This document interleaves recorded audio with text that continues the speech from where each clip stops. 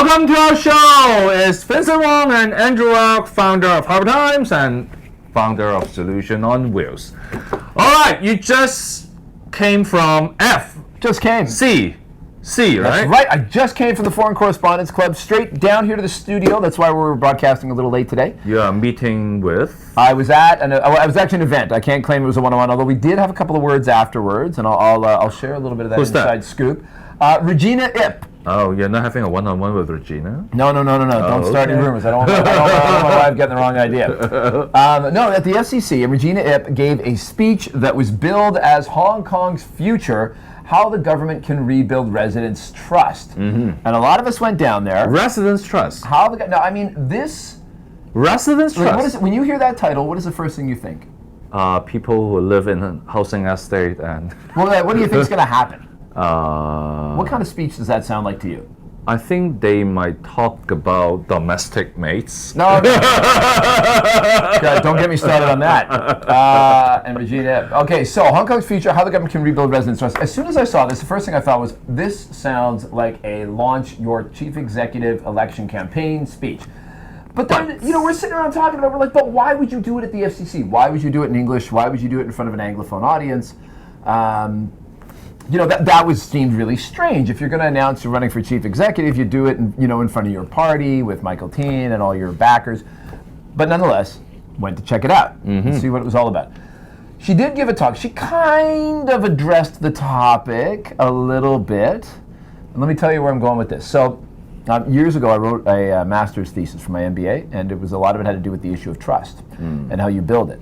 And two major things I took from Stephen Covey was there are two elements, which are character and competence.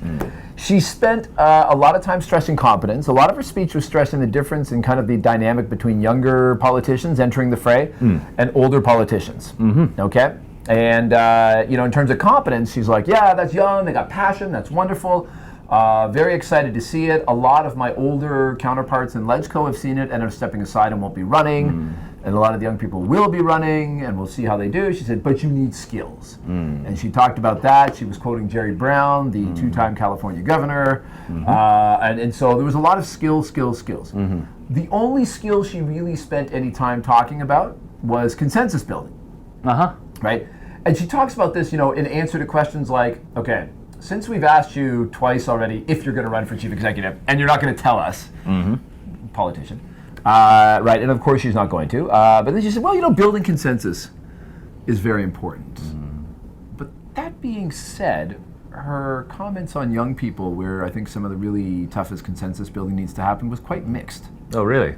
Very divisive opinions, huh? Well, sometimes she seemed like she was giving them compliments. Like she says, she was talking about the people that were advocating independence. She says, the young and fearless are advocating independence.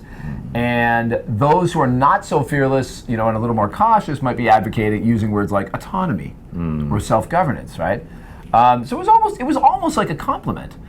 But she opened up by not directly criticizing young people getting into politics, but she was talking about how, a district councilor used to be paid like nothing, $2,000 a month like an honorarium, but now it's like double or even triple a starting graduate salary. So that looks like a pretty attractive job for a young person coming out of university, which made it sound like they were doing it for the money. Yeah.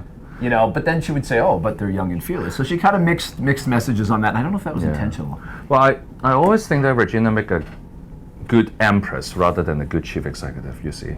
Yeah. Well, to that point, the second part of trust, of course, is character. Yeah. And she said at one point, she says, I'm not going to go into talking about how an ideal candidate has to have the trust of Beijing, because that goes without saying.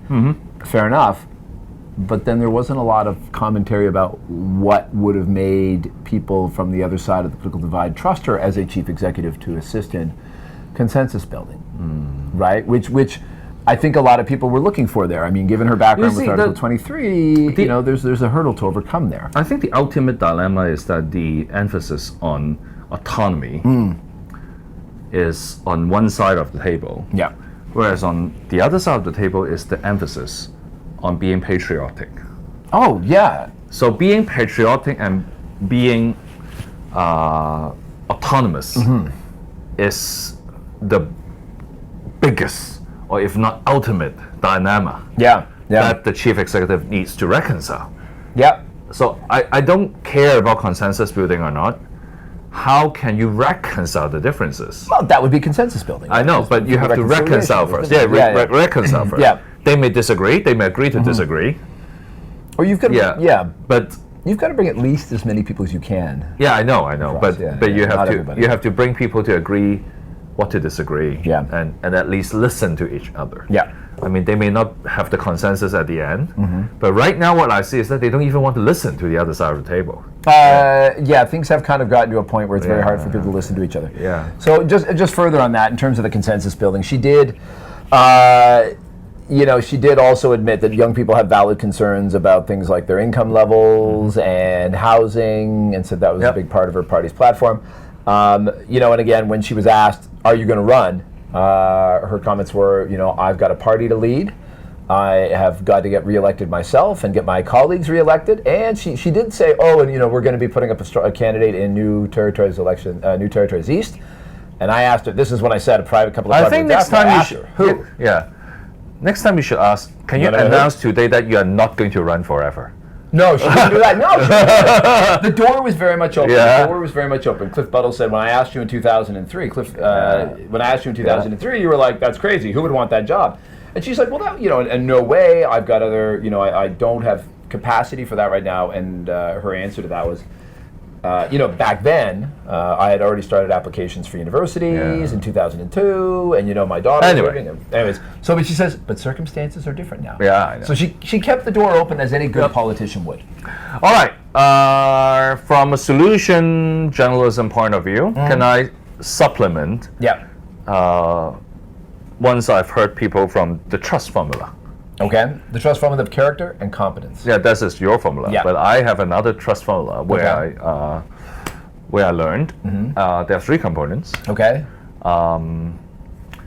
First one is consistency. Yep.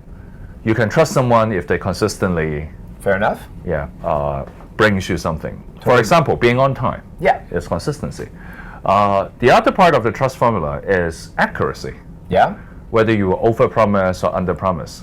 Okay. Like some people criticize salesmen try to overpromise. Oh yes. Yep. And other people would say people from the Orient tends to lowball what they can do. I don't know about that. You ever dealt with business people from mainland China? Yeah, I'm very good friends with Xi Jinping. Xi Jinping's my best friend. I can open all the doors. So accuracy is another factor. Yes, yeah. And I think the last point is intimacy. Ooh. Okay. Intimacy. How intimate you are with that person will actually increase the trust level of that. So it's not a contradiction to yours, but I think is a supplementary formula. Constancy, intimacy, and accuracy. Trust the CIA. Yeah. Okay. That's the CIA formula. All right. Okay, so I guess just to wrap up, Regina IP got out there. She didn't have a big announcement about whether or not she was going to run for chief executive. Did it feel like a speech? It had some elements of it, but I would say she has to refine her message. If she is going to make a run, and if this was, I guess, taking a test run in front of the FCC where you're going to get quality questions, which she did. People can go watch the video on the FCC website soon. Yep. She did get quality questions. She was tested a little bit, and that will help her to refine her message for the LegCo election, and if she decides to run for CE. Who knows? I think what I would say is, to conclude, this is possibly not to announce that she will run for CE, but more like a trial run. Oh, that's fine. That's what I'm saying. So good trial today. All right. Yeah. So thanks, Andrew, for his immediate reporting right after the seminar, and I have to thank you for your good work. Hey, and always happy to come and see if we can find some great solutions. Okay, Andrew Rock. All right. Vincent Wong. See you next time.